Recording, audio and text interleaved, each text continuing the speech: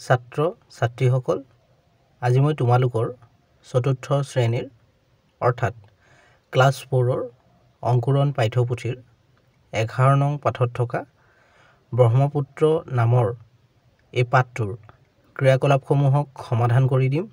গতিকে ভিডিঅ'টো শেষলৈকে চাই যাবা আৰু এতিয়ালৈকে যদিহে চেনেলটো সাবস্ক্ৰাইব কৰি লোৱা নাই কৰি লোৱা, কাৰণ তোমালোকৰ এনে ধৰণৰ ভিডিঅ'বোৰ ইয়াতে পাই থাকিবা। প্ৰথম ক্ৰিয়াকলাপটো দিয়া আছে যে পাঠটো পঢ়া আৰু উত্তৰ দিয়া। ইয়াতে প্ৰশ্নবোৰ দিয়া আছে ক খ গ তেনেদৰে।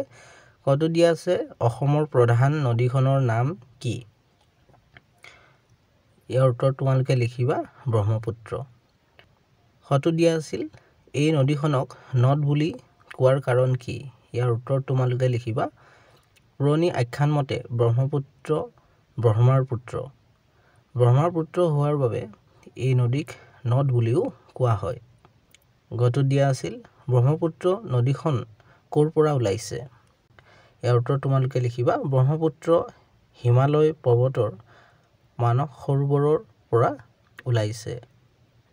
ঘটো দিয়া আছিল অসমত ব্ৰহ্মপুত্ৰ নদীক আমি আন কি নামেৰে জানো? ইয়াৰ উত্তৰ তোমালোকে লিখিবা অসমত ব্ৰহ্মপুত্ৰ নদীক আমি লুইত নামেৰে জানো। অংগটো দিয়া আছিল পৃথিৱীৰ আটাইতকৈ ডাঙৰ নদী দ্বীপটোৰ নাম কি? ইয়াৰ উত্তৰ তোমালোকে লিখিবা মাজুলী। প্ৰথম চটো দিয়া আছিল ব্ৰহ্মপুত্ৰ নদীত প্ৰচুৰ পৰিমাণে কি পোৱা যায়? ইয়াৰ উত্তৰ তোমালোকে লিখিবা ব্ৰহ্মপুত্ৰ নদীত প্ৰচুৰ পৰিমাণে মাছ, কাছ, শিহু আদি পোৱা যায়। দ্বিতীয় চটো দিয়া আছিল ব্ৰহ্মপুত্ৰৰ পানী কেতিয়া উফন্দি উঠে?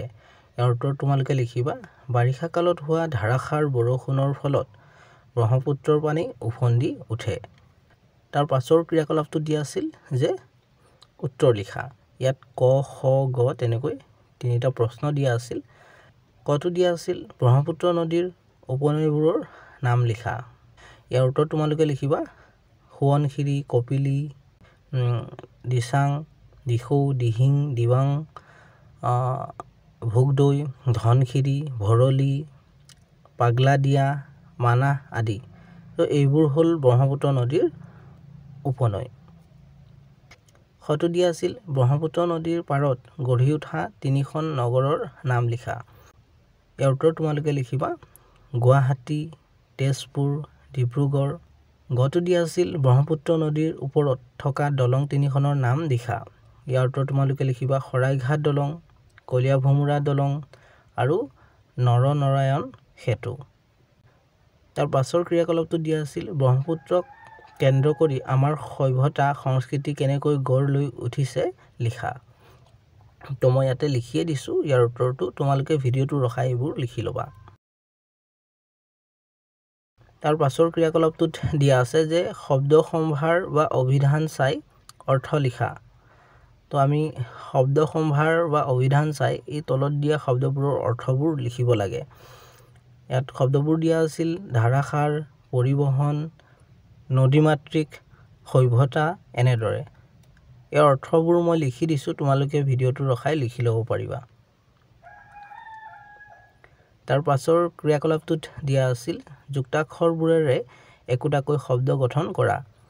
ইয়াত এইবোৰ যুক্তাক্ষৰ দিয়া আছিল আৰু এই যুক্তাক্ষৰবোৰৰ সৈতে আমি শব্দবোৰ গঠন কৰিব লাগিছিল। তো মই ইয়াতে লিখিয়ে দিছোঁ এই বাকচবোৰত এটা এটাকৈ, তোমালোকে ভিডিঅ'টো ৰখাই লিখি ল'বা এইবোৰো। তাৰ পাছৰ ক্ৰিয়াকলাপটোত দিয়া আছে যে যুক্তাক্ষৰ ভাঙি লিখা। ইয়াতে যুক্তাক্ষৰবোৰ দিয়া আছিল, আমি ভাঙিব লাগিছিল। মই এইবোৰক ভাঙি দিছোঁ, তোমালোকে ভিডিঅ'টো ৰখাই লিখি ল'বা। তাৰ পাছৰ ক্ৰিয়াকলাপটোত দিয়া আছে যে দফাটো পঢ়া আৰু তাত থকা নাম বুজোৱা শব্দবোৰ বাছি উলিয়াই লিখা। আমি দফাটো পঢ়িব লাগে আৰু পঢ়ি পেলাই যিবোৰ নাম বুজোৱা শব্দ বা ৱৰ্ড সেইবোৰ বিচাৰি উলিয়াই আমি লিখিব লাগে বা বাছি উলিয়াই লিখিব লাগে। দফাটোত এনেদৰে লিখা আছে যে ব্ৰহ্মপুত্ৰ হিমালয় পৰ্বতৰ মানস সৰোবৰৰ পৰা ওলাইছে।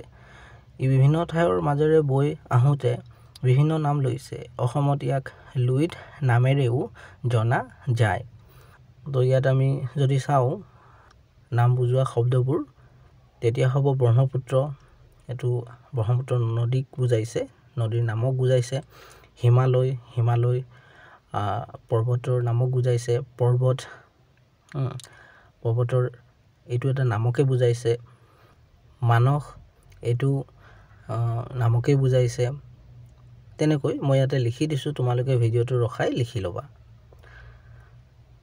তাৰ পাছৰ ক্ৰিয়াকলাপটোত দিয়া আছে যে তলত দিয়া বাক্যবোৰৰ আস্তনা পদবোৰত লগ লাগি থকা শব্দ বিভক্তিবিলাক পৃথক কৰি দেখুৱা ইয়াত অসমৰ বহুতো উপনদী এই নদীত পৰিছে যেনে দৰে ইয়াতে লিখা আছে ইয়াত তোমালোকক এটা কৰিয়ে দিয়া আছিল অসমৰ শব্দৰ মূল ৰূপ হ'ল অসম তাৰ যোগ হোৱা শব্দ ৰ তো তেনে দৰে নদীটো আমি দেখা পাইছো ইয়াত বাক্যত ব্যৱহাৰ হোৱা ৰূপটো নদীত ইয়াৰ শব্দৰ মূল ৰূপটো হ'ব নদী আৰু যোগ হোৱা শব্দটো হ'ল দন্ত্যাত তো মই যেনেদৰে ইয়াতে কৰি দিছো তোমালোকে কৰি লোৱা নিজৰ বহিটোত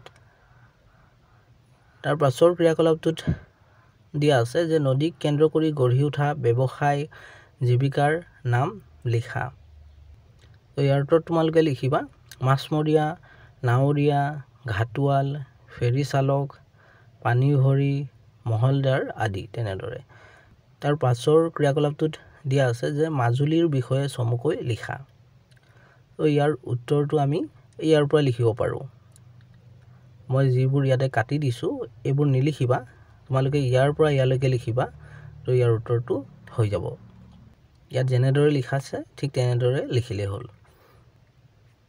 তাৰ পাছৰ ক্ৰিয়াকলাপটোত দিয়া আছে যে নাৱৰীয়া আৰক্ষী দুবাৰু অগ্নি নিৰ্বাপক বাহিনী ডাক্তৰ এই সকল তলত উল্লেখ কৰা কি কামৰ লগত জড়িত লিখা ইয়াতে কত দিয়া আছে কোনোবা পানীত ডুবিলে উদ্ধাৰ কৰে মানে দুবাৰুৱে